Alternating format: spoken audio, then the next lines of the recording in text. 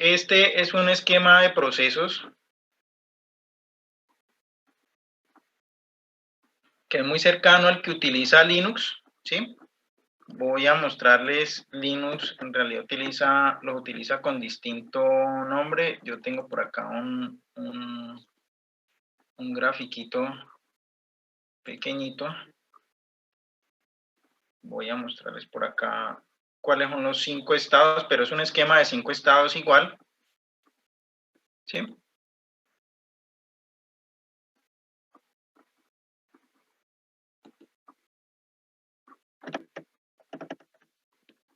Bueno, en Linux se manejan 5 estados que son procesos en ejecución, procesos en espera, ¿sí? Procesos detenidos,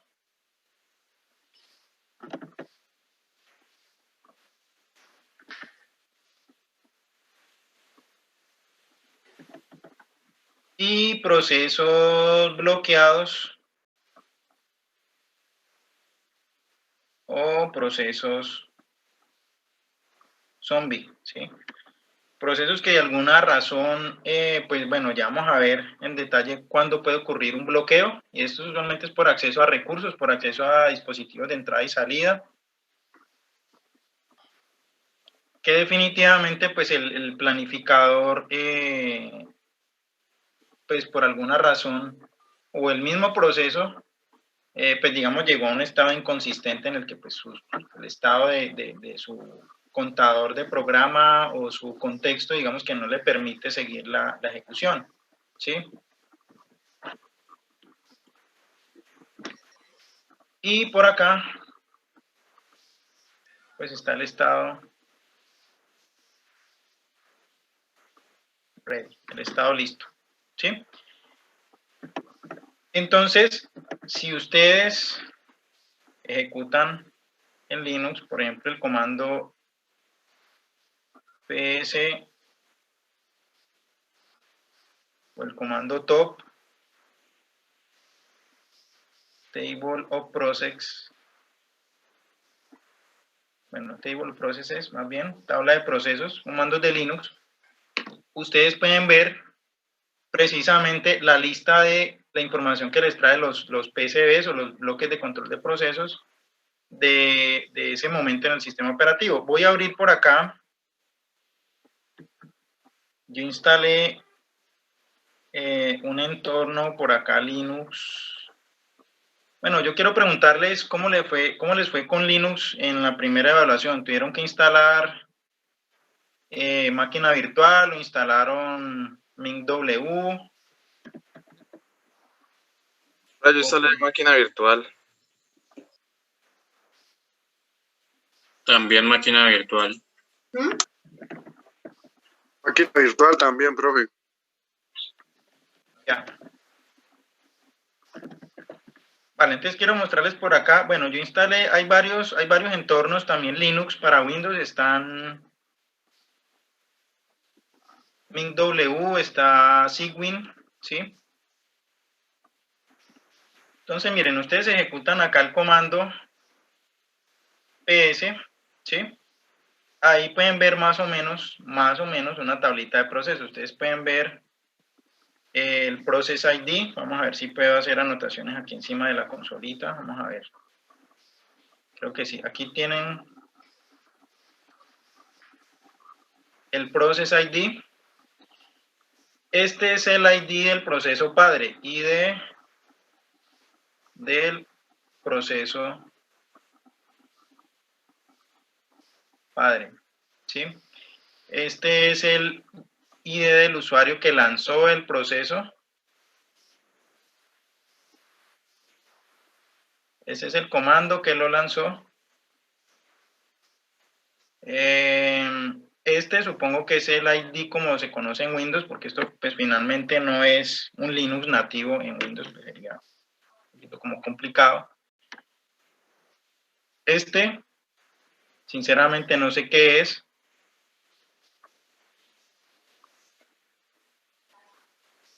Y este es el tiempo de inicio del proceso. Entonces, en este momento, este pequeño emuladorcito, pues tiene solamente estos 5 procesitos. Aquí hay un parent process ID. Este process ID con ID1, pues debe ser el ID del proceso padre, seguramente pues debe ser precisamente el del Sigwin, ¿sí? Como proceso, es decir, cuando yo ejecuto, así sea de un botón en la barra de tareas, esta aplicacioncita que se llama, bueno, ustedes la pueden instalar.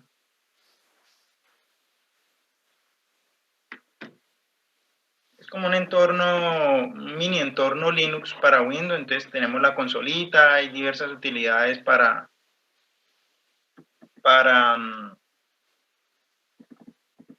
pues bueno, para crear código, para hacer los programitas en C. Lo que pasa es que en este momento creo que solamente funciona V, y V es horrible.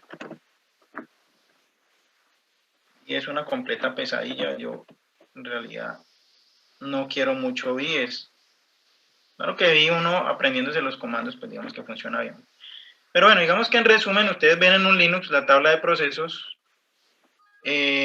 Obviamente aquí falta la columna de status, ¿sí? En qué estado está el proceso. Y eso también tiene un identificador, el ID del usuario, el start time, en qué momento se inició ese proceso y el comando que lanzó ese proceso. Aquí tengo pues el pequeño bashcito, el intérprete de comandos de Sigwin, el mismo, ¿sí? El mismo proceso PS que yo lo estoy llamando, es un proceso que obviamente pues se descarga muy rápido. Entonces miren que ustedes pueden ver, por ejemplo, el mismo llamado al comando PS, ¿sí? Que tiene un Process ID de 1645, tiene como ID del proceso padre el 1622, que corresponde al proceso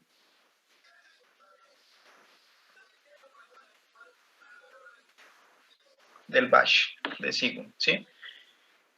Entonces, vale, aquí uno ve también que los procesos no solamente los lanza uno ejecutando comandos o dando doble clic en alguna parte, sino que también, pues digamos, son procesos que pueden crear otros procesos. Es decir, un proceso puede lanzar otro proceso. Y vamos a ver cómo lo hacemos en lenguaje C. Bastante ilustrativo.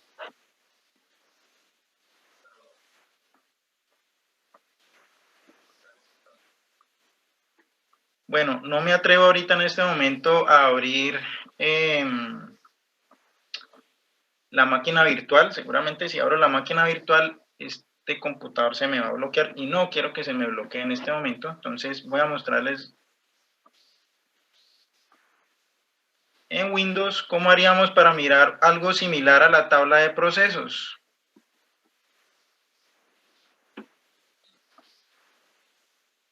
¿Listo? ¿Quién ha manejado aquí PowerShell, muchachos? ¿Nadie? ¿Saben qué es PowerShell? Sí, yo creo que sí saben qué es PowerShell. Sí, profe. Bueno, ¿quién ha utilizado aquí PowerShell para hacer tareas administrativas en Windows? Yo la verdad solamente recuerdo haberlo utilizado hace mucho tiempo y eso que me tocó buscar unas tareas para limpiar el sistema de archivos, habían, bueno, un problema con unas DLLs ahí, que siempre es el problema típico en Windows. Pero yo la verdad, sinceramente, PowerShell no lo utilizo mucho. Obviamente, pues digamos que si uno quisiera mirar como la lista de procesos a partir de la consola, ¿cierto? De la ventana de comandos de Windows, pues no sería como muy razonable porque pues es una emulación del DOS, del sistema operativo de discos, y es simplemente como algo como, pues digamos que no tengo como información nativa así de los procesos de Windows. Digamos que es como precisamente una emulación del sistema operativo de disco por consola, para ver por consola algunas cosas que puedo ver más fácil de forma visual. Pero bueno, A ver, si uno invoca este comando por acá en PowerShell, digamos que puede ver más o menos algo similar a la tabla de procesos de Linux, ¿sí?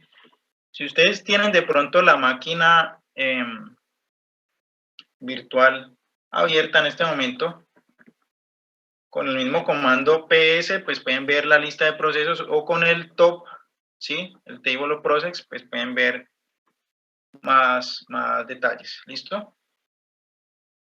Bueno, aquí en esta tablita de procesos que me está mostrando PowerShell, bueno, aquí que identifico yo, obviamente pues me falta familiarizarme con lo que está mostrando PowerShell. Pero digamos que yo sí podría identificar algo con lo que sí estoy familiarizado en Linux. Tendría yo de pronto por acá el tiempo de CPU. Tengo por acá un proceso que está empleando, está corriendo en todo momento, ¿sí? El antivirus, que como ustedes pueden darse cuenta, no tengo un antivirus muy bueno, la verdad, pero no conozco uno mejor. Firefox. Entonces, mire Firefox, todo lo que está utilizando de tiempo de CPU, los IDs, vamos a ver si tiene...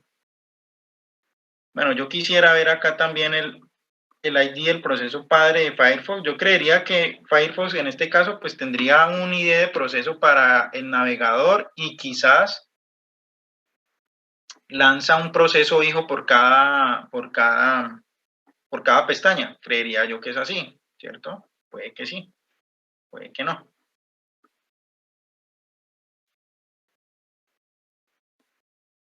Tocaría mirarlo entonces por acá los IDs. Pronto mirar las referencias. Sí es cierto, ¿vale?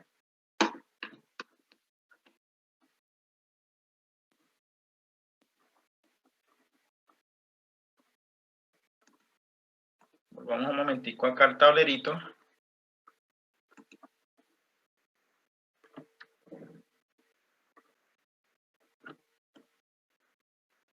Y bueno, yo quiero que alguno de ustedes, si tienen la máquina virtual abierta, miremos la tabla de procesos de una máquina Linux, muchachos. A ver, necesito que alguien me colabore con eso.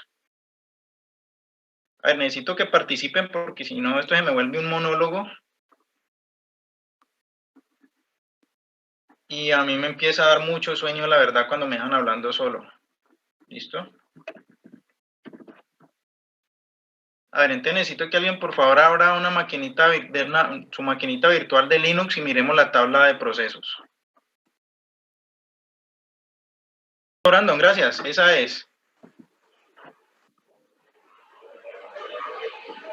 Bueno, miremos la tabla de procesos. ¿Es con este comando, el PS? Con TOP.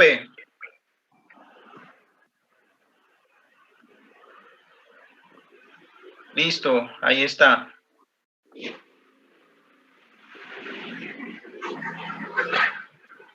Bueno, ahí está el Process ID, está el usuario que lanzó el proceso, está el uso de memoria virtual, está el porcentaje de uso de CPU, el porcentaje de memoria, el tiempo que lleva acumulado, ¿sí?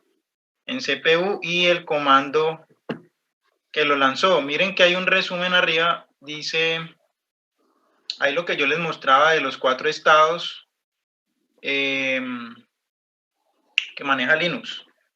Miren que hay un proceso corriendo, hay 151 procesos en espera, hay 0 procesos detenidos y 0 procesos zombies. Bueno, y hay un resumen, ¿no? El total de memoria que están utilizando esos procesos en la tabla, ¿cierto?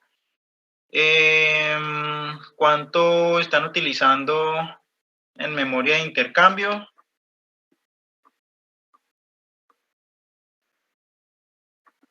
¿Cuánto están utilizando en memoria caché? Etcétera. Bueno, hay muchos datos ahí, pero precisamente esta tabla de procesos es la que le da a uno la información, bueno, qué procesos están de pronto, pues digamos, utilizando los recursos. Y el top, pues tiene varias opciones, voy a mostrárselas. Voy a abrir una presentacioncita por acá que tenía de precisamente sobre procesos. Vale, déjala ahí un momentico.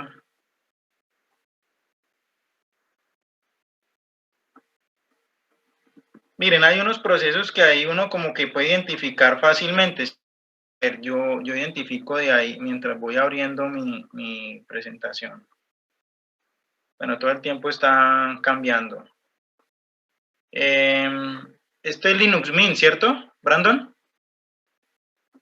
Sí, profe. Listo. Bueno, hay un proceso ahí que tiene...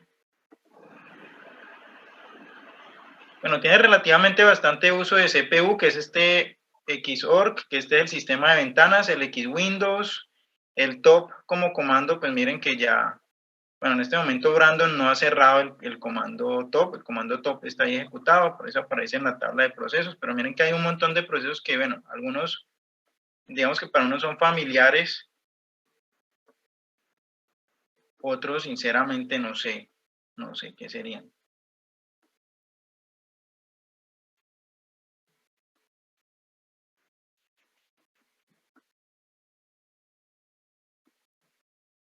A ver, voy a abrir un momentico una presentación que tengo sobre detalles del comando top para que miremos. ¿La cierro, profe? ¿La dejo de compartir? Sí, por favor.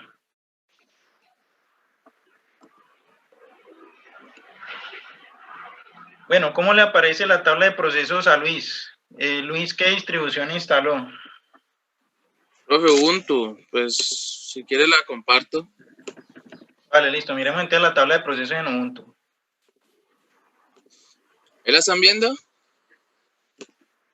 Ahí ya está empezando a compartir. Tiene que ser algo muy similar.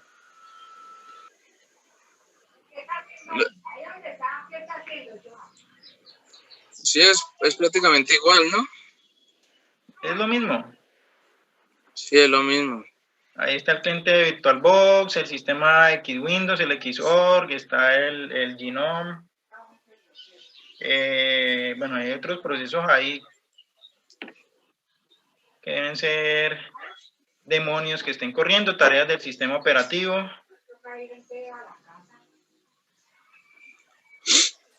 Bueno, entonces Luis tiene un proceso en ejecución en este momento en la CPU, tiene 178 procesos en espera. ¿Cuántos procesos tienes detenidos? Ninguno. ¿Y cuántos procesos zombies?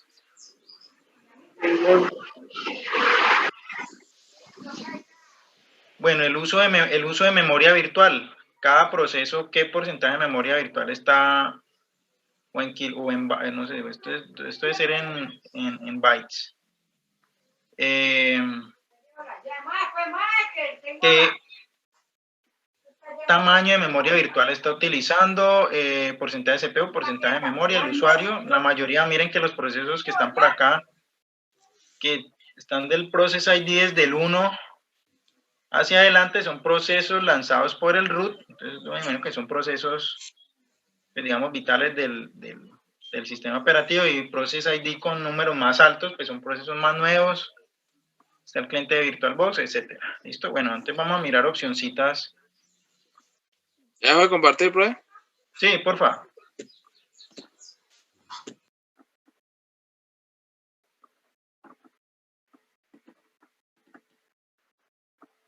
Listo, a ver, voy a...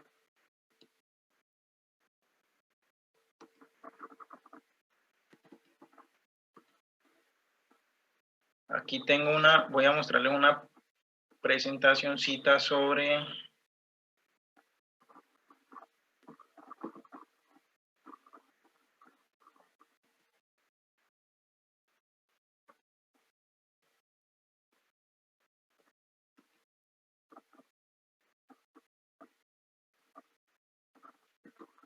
vale, listo, el top me muestra más información. A ver, aquí tengo...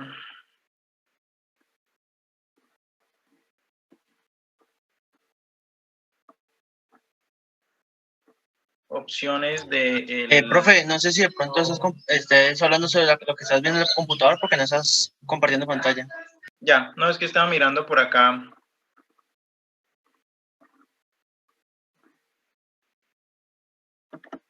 Listo, estoy mirando opciones del PS.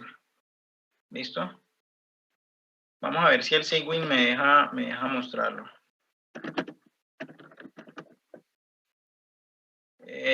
No. Parece que el Cygwin no me permite todas las opciones del PS.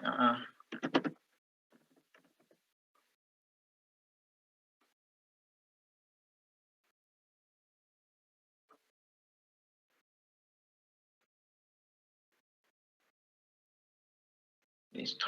Bueno, a ver, esto porque esto es un entorno chiquitico de Linux acá en Windows. No tengo igual como muchos procesos para mostrar.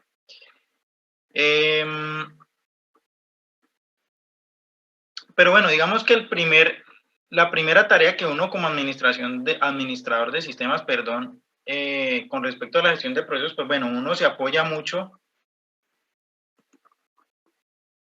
pues obviamente en lo que haga el sistema operativo con el planificador y con el dispatcher, ¿cierto? Es decir, uno confía en que, digamos que los dos módulos estén funcionando de forma correcta, pero puede llegar un momento en el que, bueno, en algún momento un proceso está empezando a demorarse en dar respuesta. Entonces, bueno, digamos que yo como administrador de sistemas, pues bueno, necesito una vista precisamente de esa tabla de procesos, ¿sí? Los procesos, bueno, tienen una forma de comunicarse entre ellos y digamos que yo como administrador de sistema, como usuario del sistema operativo, digamos que tengo también mecanismos para enviarle mensajes a un proceso, ¿sí? Es decir, no sé si alguna vez ustedes han tenido que detener un proceso. Usualmente se utiliza un comando en Linux que es muy mal interpretado, que es el comando kill, ¿sí? ¿Sí lo han utilizado o no? Muchachos. ¿Ah?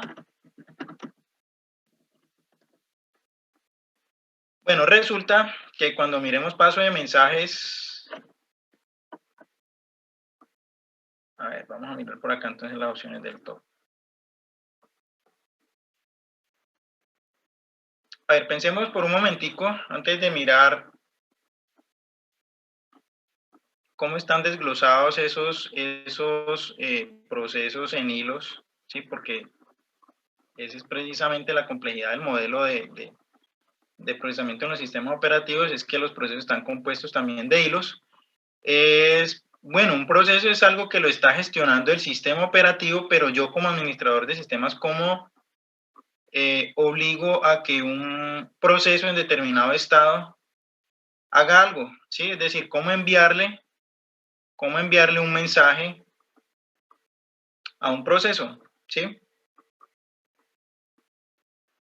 Entonces, hay una instrucción en Linux, bueno, usualmente en Linux, que es el kill, ¿sí? Pero el kill, a pesar pues, de su significado, no se utiliza solamente para matar un proceso, sino para mandarle mensajes a un proceso. Es decir, yo necesito de pronto tratar de que el planificador del sistema operativo vuelva a reencolar de pronto ese proceso que está zombie o de pronto que está detenido, ¿cierto? Yo puedo enviarle un mensaje a ese proceso para que el planificador vuelva y lo tenga en cuenta.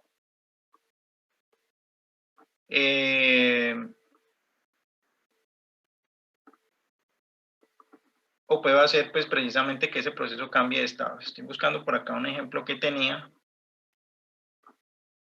A ver, vamos a mirar. O puedo también enviar un mensaje para cambiar la prioridad de un proceso, ¿sí? Usted viene en la segunda, la tercera columna,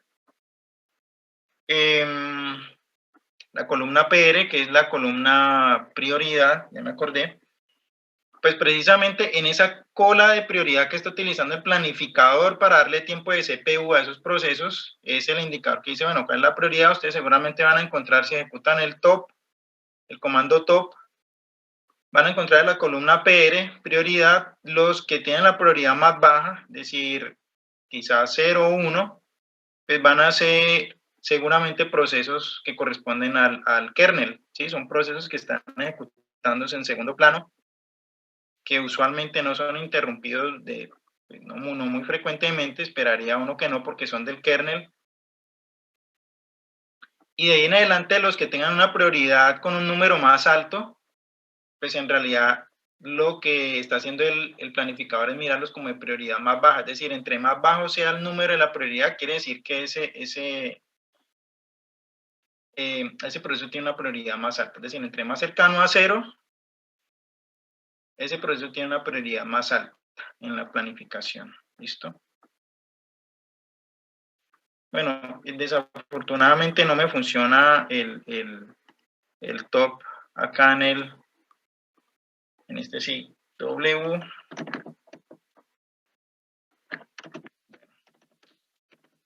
Es una lástima, quería mostrarles. Solamente me funciona el PS y con la opción PS-F. Y me muestra una información en realidad muy resumida. ¿Listo? Y con -W, PS-W.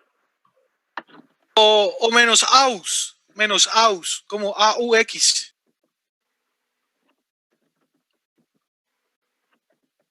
¿Qué distribución es, profe? No, este es Cygwin. Ah, ya. No sé qué será ahí.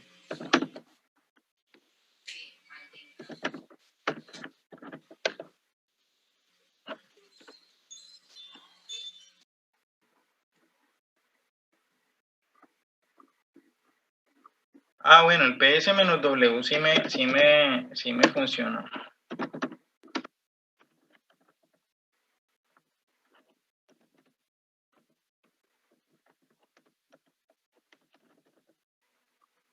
Listo. Bueno, este sí creo que muestra más en detalle un poquito la ruta completa del comando. ¿Dónde estará la prioridad ahí? Lo que no me gusta es que no veo la prioridad. Bueno, veo el Process ID, veo el ID del proceso padre. La mayoría de los procesos tienen como padre al proceso 0, que debe ser el del Cygwin. El User ID, el Start Time, bueno, y el comando. Pero yo creo que aquí estoy viendo son los procesos del host de Windows. Porque miren que estoy viendo ejecutables de por acá de Windows. Entonces yo creo que la opción W del PS acá en este Cygwin es para ver la lista de los procesos de Windows. Efectivamente yo creo que eso es. Miren, de hecho creo que tengo miren, acá tengo un proceso de Zoom, de Firefox, tengo un montón de cosas acá. Entonces, pues bueno, sirvió PS-W en Cygwin, me muestra los procesos en Windows. Ah, bueno, me falta la opción.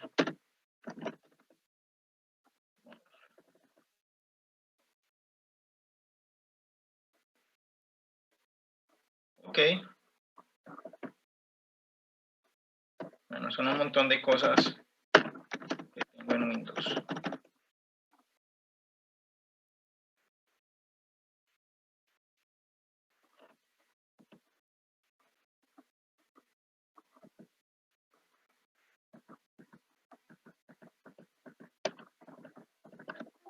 Listo. Pero bueno, básicamente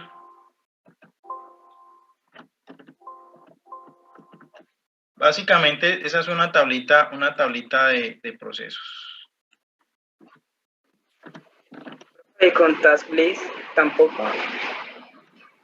No, ya el PS-W funcionó.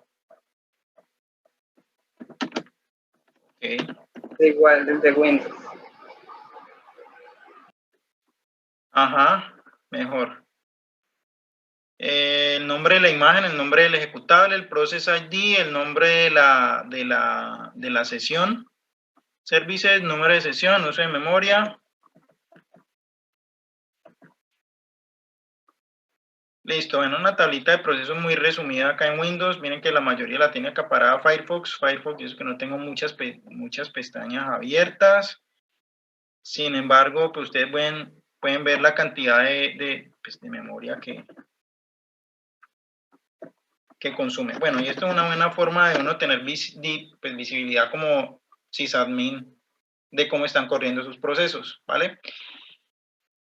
¿Qué usualmente hace uno como administrador de sistemas? Bueno, desde acá, desde la consola como usuario administrador, pues bueno, enviarle mensajes a esos procesos. Hay procesos que definitivamente ya están zombies, es decir, están detenidos y no tienen forma de acceder a recursos para reiniciarse. Definitivamente el planificador, el scheduler, pues los va a sacar de circulación, es decir, los va a tener en cuenta. Lo que uno debería hacer sería pues enviarle un mensaje a ese proceso para sacarlo de la tabla de procesos del sistema, o quizás cambiarle la prioridad o de pronto enviarle un mensaje que le permita al planificador tal vez que vuelva y lo tenga en cuenta. Entonces, usualmente cuando uno tiene, por ejemplo, un servidor web o un servidor de bases de datos que uno ve que de pronto no está pasando algo pasó de pronto con el Apache, algo pasó de pronto con el servidor de bases de datos, ¿sí? ¿Vale? Además de que obviamente pues uno gestiona también permisos sobre los puertos, etcétera, pues uno mira, bueno, de pronto este proceso está comiendo mucha memoria, pues vamos a bajar ese proceso, vamos a matarlo, ¿cómo se dice? Y volvemos a reiniciarlo, ¿sí? Usualmente esos procesos que tienen que ver con este tipo de servidores uno los hace a través de un script, pues como para manejar como una consistencia también ahí en los datos, ¿listo?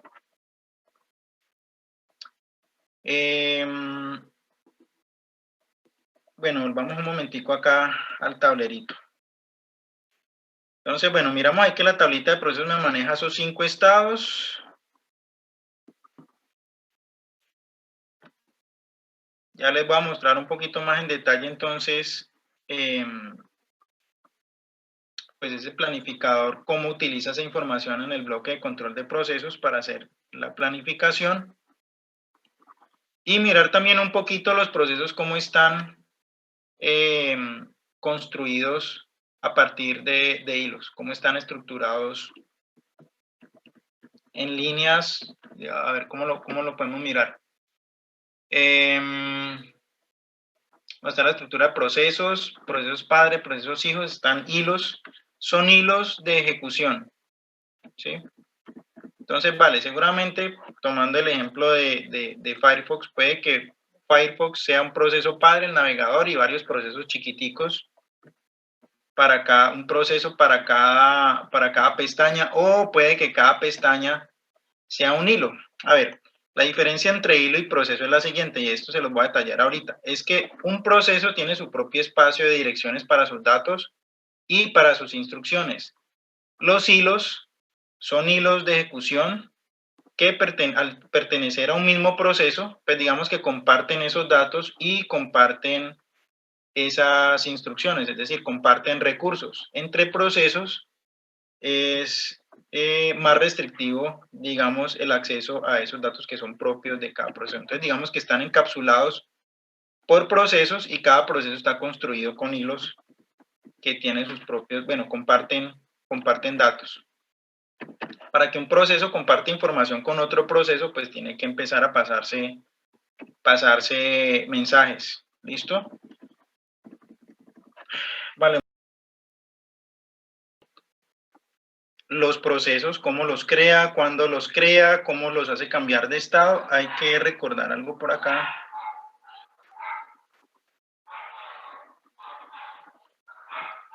Que son los modos de ejecución.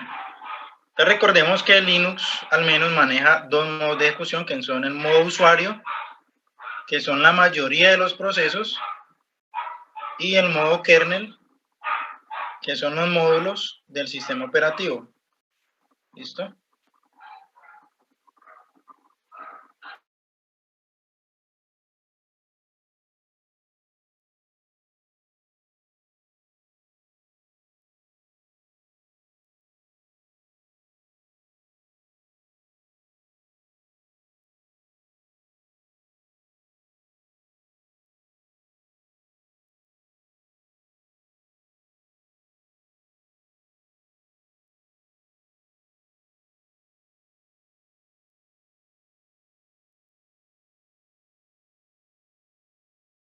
Listo, bueno.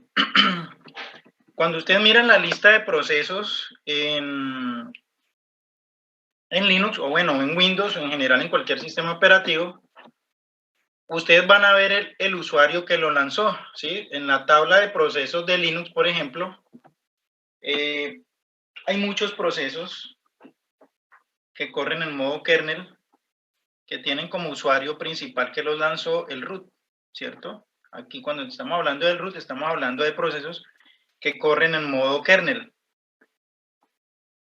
El resto de procesos que yo lanzo como parte de mi interacción con el sistema operativo y con los programas que tengo instalados, pues corren en modo usuario. Sin embargo, todos los procesos que están acá a cargo del planificador, que están... Aquí tengo distintos bloques de control de proceso de los procesos que se están ejecutando, los que están listos para ejecución, ¿cierto? Bueno, de hecho, de acuerdo a este dibujito, esto correspondería a un proceso, esto corresponde a otro proceso,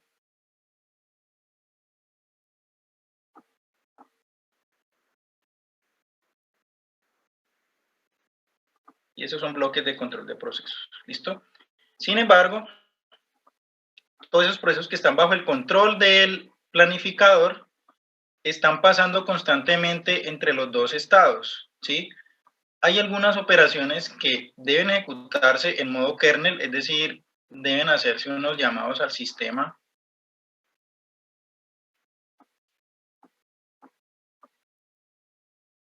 Esto es lo que nosotros conocemos como los syscalls, ¿sí? Todos los sistemas operativos lo tienen y son funcionalidades del kernel que precisamente gestionan los demás recursos de hardware, ¿sí? Y la administración, pues obviamente, de esos mismos recursos, la comunicación con otros procesos, la administración de memoria, etcétera. Todo se hace a través de llamados al sistema, son funcionalidades del kernel que acá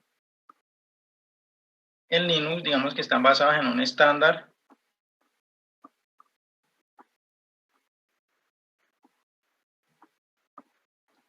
que es el estándar POSIX, ¿sí? Entonces, hay unas funcionalidades dentro del estándar para acceder a archivos, para acceder a los periféricos, para acceder a las interfaces de red, es decir, para acceder a los distintos recursos del sistema, ¿sí? Entonces, los procesos continuamente están pasando del modo de ejecución usuario al modo de ejecución kernel dependiendo de dos estados, bueno, no dos estados, sino de dos situaciones en las que se puede encontrar un proceso. Miren.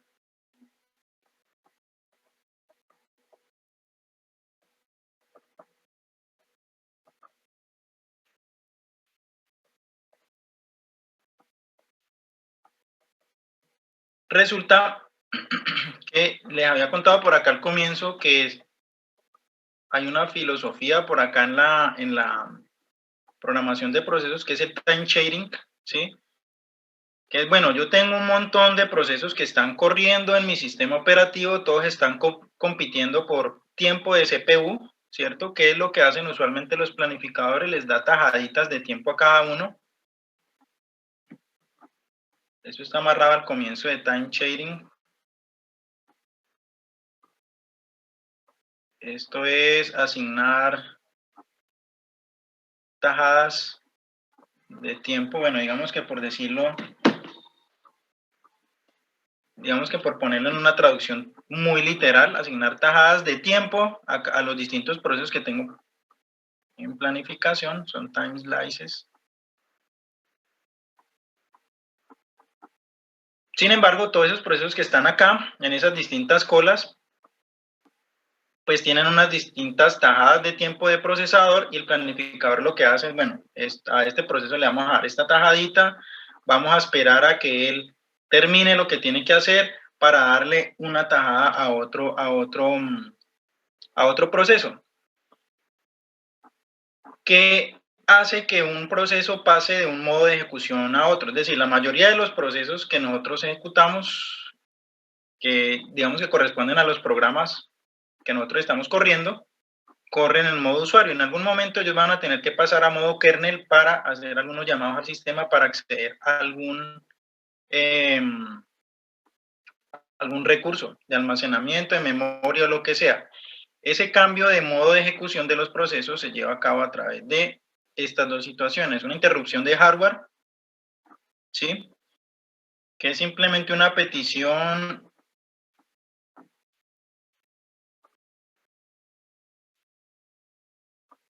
a un periférico.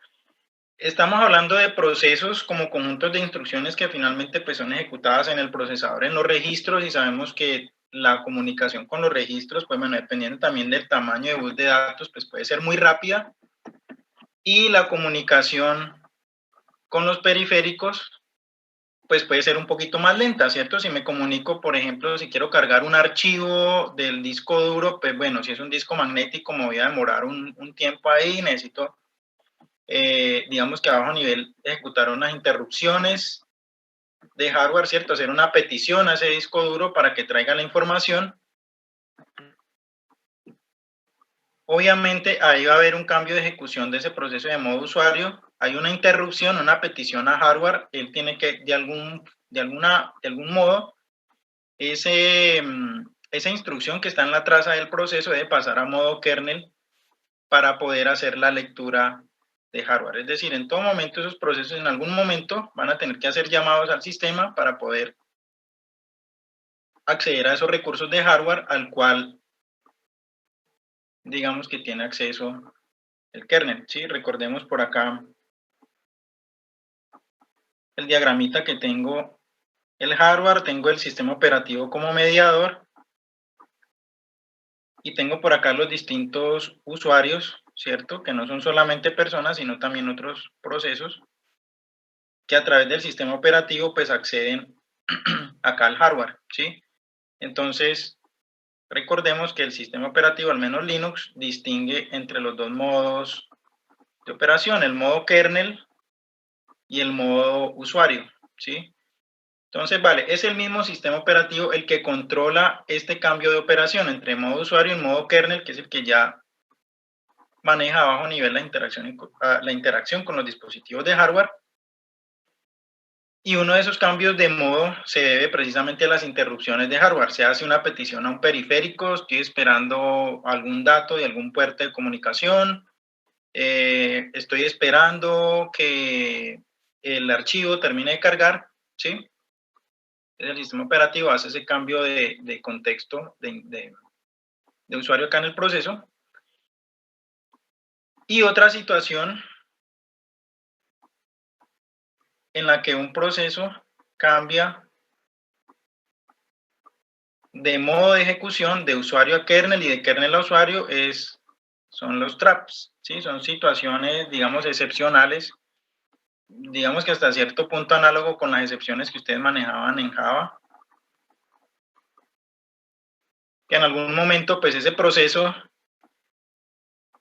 pues por alguna razón violó la seguridad de otro proceso o trató de acceder de pronto a un recurso al cual no está autorizado. Entonces esas trampas, digamos que obligan a un cambio de modo de ejecución, pues que permita que el sistema operativo, pues ya sea que lo desencole de acá, le cambie la prioridad o haga lo que tenga que hacer con ese proceso. ¿Listo?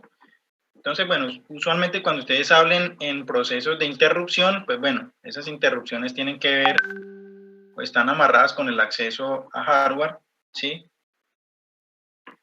Esas interrupciones, pues como su nombre lo indica, pues indican una pausa temporal ahí que obliga al sistema operativo a asignarle las siguientes tajadas de tiempo al proceso que esté en la cola de los procesos que ya están listos, ¿sí?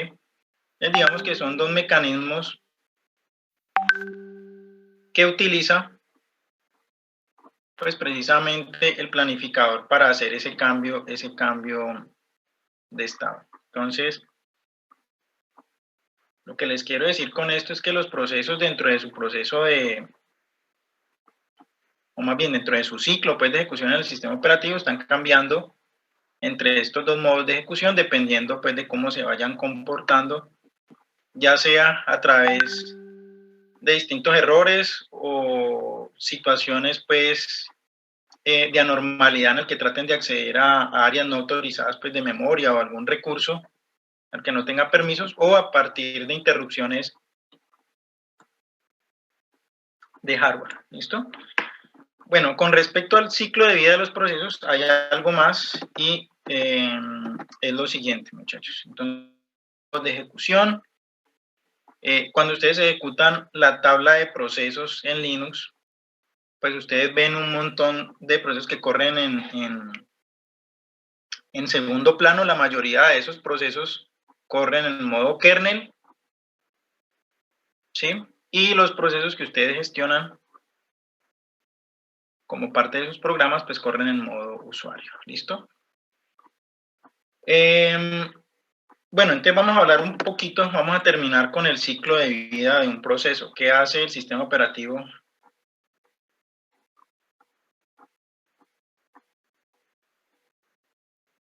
Ciclo de vida de un proceso. ¿Listo?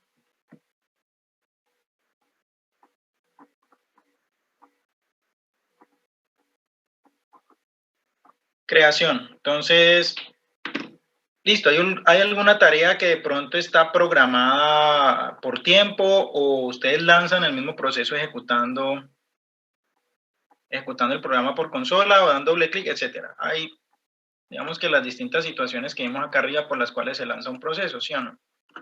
Se arranca el sistema operativo, un proceso crea otro proceso hijo, el usuario lanza una petición, digamos que invoca un ejecutable o se inicia un script de trabajo por lotes, un batch, ¿sí? Bueno, que son más o menos los .bat de Windows o los scripts, los .sh de acá de Linux que uno los puede programar con el cron, por ejemplo, ¿sí? Para programarlos por tiempo. Entonces, vale. Proceso de creación. ¿Qué hace el sistema operativo cuando existe la petición de crear un proceso? Entonces, asignar un ID único. Entonces, el sistema operativo lleva una cuenta de todos los procesos que tienen su tabla de procesos, tiene cuenta de cuántos bloques de control de procesos o cuántos PSBs ha creado, de alguna forma lleva un consecutivo de esos ID de procesos, digamos que hasta ahí no hay problema y ustedes pudieron ver que es un entero pues creería que un entero largo, ¿cierto? No es un código hexadecimal, ni un GOI ID, ni nada de eso, simplemente un entero.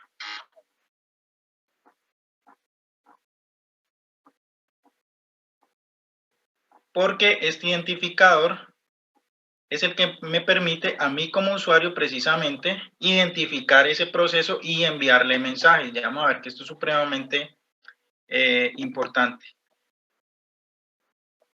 Lo segundo que hace el sistema operativo es precisamente reservar un espacio para el bloque de control de procesos. Entonces ya sabemos que el planificador y los demás mecanismos de control de los procesos hacen uso de esa tabla, eso es una estructura de datos que tiene información esencial de los distintos procesos, lo que hace es reservar un espacio para ese bloque de control de procesos.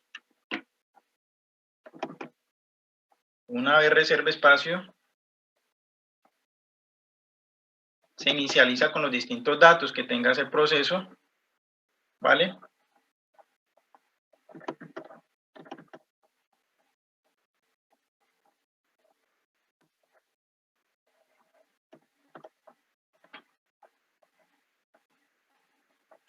A ver, poniéndole por acá un poquito más de zoom.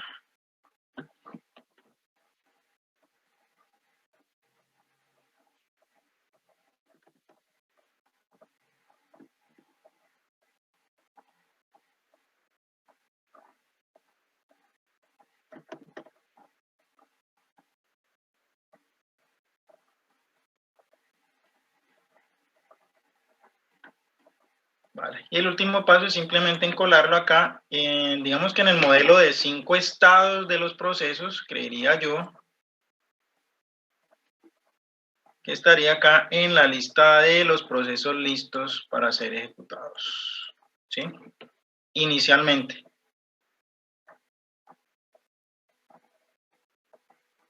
Como parte de inicialización del bloque de control de procesos, hay un atributo que es supremamente importante, que es el program counter, es decir, la dirección de memoria con la primera instrucción del proceso, ¿sí? Que, como sabemos, a medida que el proceso se vaya ejecutando, es un apuntador que se va incrementando precisamente para llevar una traza del proceso y saber dónde reanudarlo en el caso de que el proceso tenga que ser interrumpido, ya sea porque está tratando de acceder a un recurso que está compartido y que está siendo accedido por otro proceso en ese momento, o, bueno, por alguna razón. ¿Listo? Ese es el proceso de creación de un proceso, ¿vale?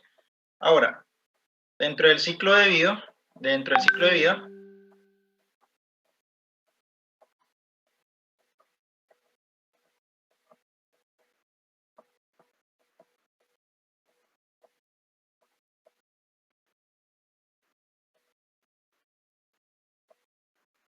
pues digamos que ese proceso va cambiando entre la CPU y las distintas colas, es decir, él no va a estar siempre acá en la cola, sino que en algún momento por acá está el despachador,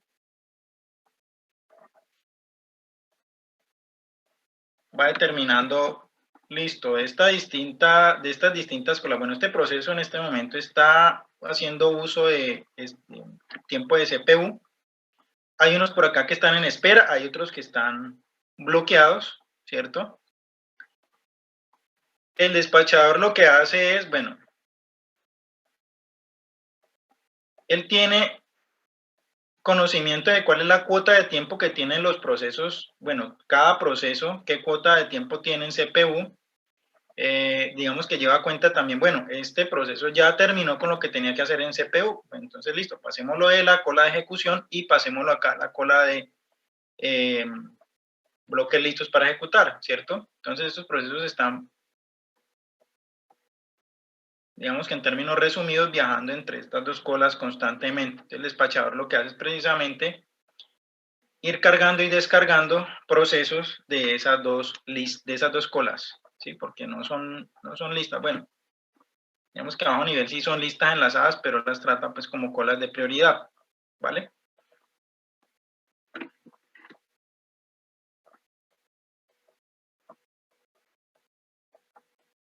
Esos procesos están siempre en proceso de activación, es decir, asignándoles tiempo de CPU, o los está encolando de nuevo en la cola de listos o en la cola de bloqueados, dependiendo del estado, y se hace de acuerdo a los siguientes criterios. El primer criterio es el siguiente: bueno, ¿en qué momento cambia de estado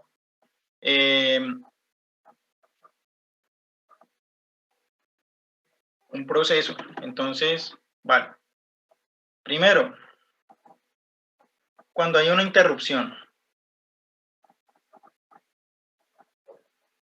Digamos que de forma similar acá, cuando ese proceso esté haciendo una petición a un recurso de hardware que es muy lento, que tiene un tiempo de espera muy alto, pues hay una interrupción de hardware, un tiempo de espera.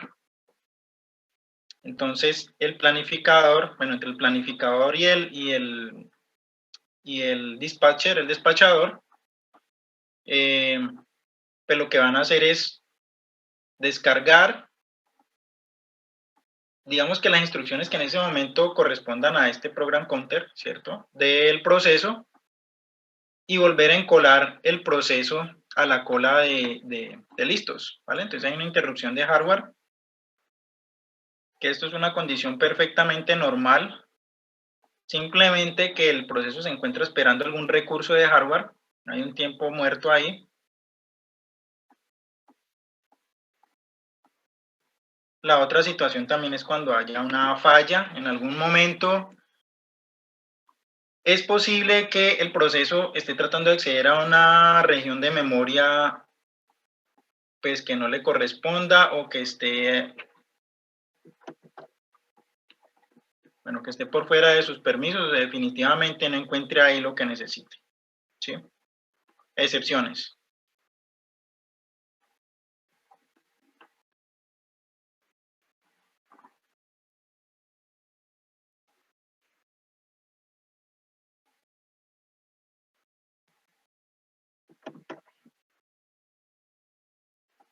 Entonces, estas son las condiciones que me llevan a precisamente, pues,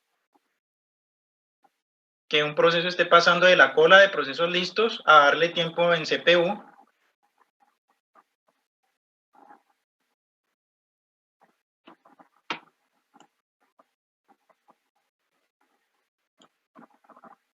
Y lo que hace es que precisamente ese proceso, cuando él pasa de la cola de procesos listos a procesos en ejecución, pues cuando ya está en ejecución ya tiene que pasar, bueno, no todo, digamos que alguna parte del contexto de ese proceso debe pasar a modo kernel, ¿sí? Entonces, cada que un proceso esté cambiando de lista, de estado más bien, a ver, pongámosle aquí un poquito más claro, cambio de estado, cambio de estado. Él tiene que cambiar el modo de ejecución, cambio de modo de ejecución. Esto obviamente lo hace el sistema operativo entre modo usuario y modo kernel, dependiendo de lo que necesite hacer el proceso. Y un cambio de estado en el bloque de control de procesos. Como es una estructura de datos que está variando, entonces ese atributo acá en esa estructura está cambiando constantemente. Y esa es básicamente como la segunda fase en el ciclo de vida. Ahora, cuando el sistema operativo ya coge un proceso y quiere pues, ejecutarlo,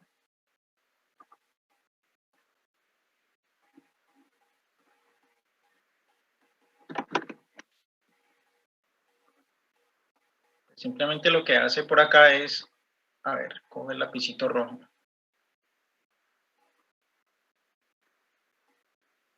Entonces el despachador, de acuerdo a la traza del proceso,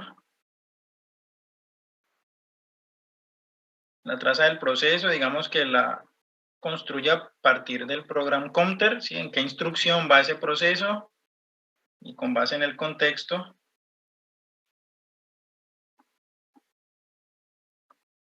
Digamos que lo que hace es precisamente pues darle tiempo de CPU, ¿vale?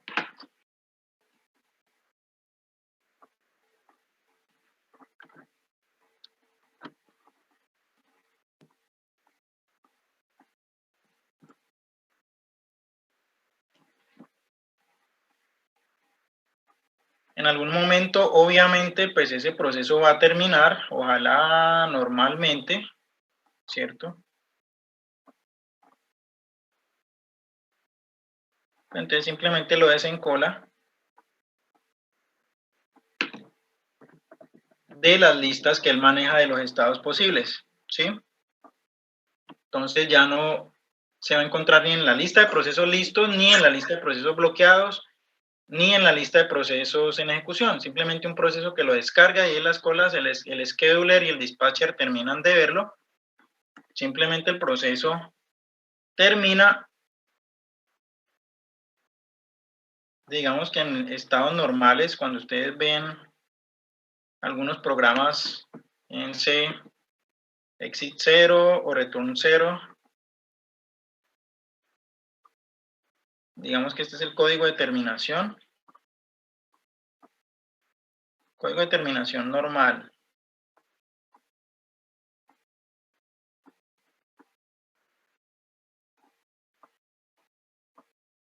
Cuando hay un código de terminación distinto de 0, pues bueno, ahí pasó algo.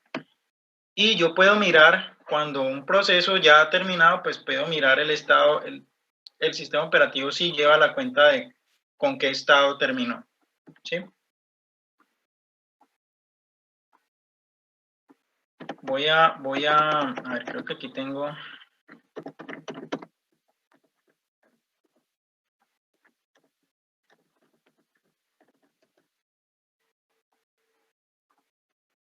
Forma de mirar cuál es el código de retorno del último proceso o del último comando que yo ejecuté. Cuando yo ejecuto un comando en Linux, pues ese comando es un proceso.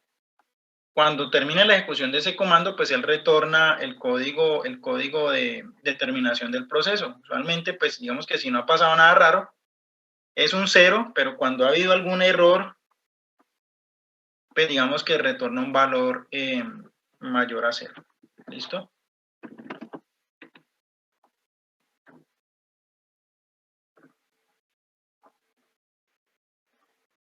Bueno, vamos a mirar entonces por acá la parte de procesos padres, procesos hijos. Creo que está por acá. ¿Dónde lo había puesto? Bueno.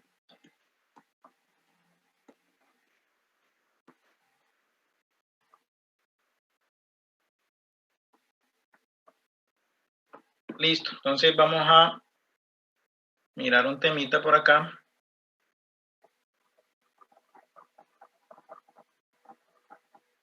Procesos.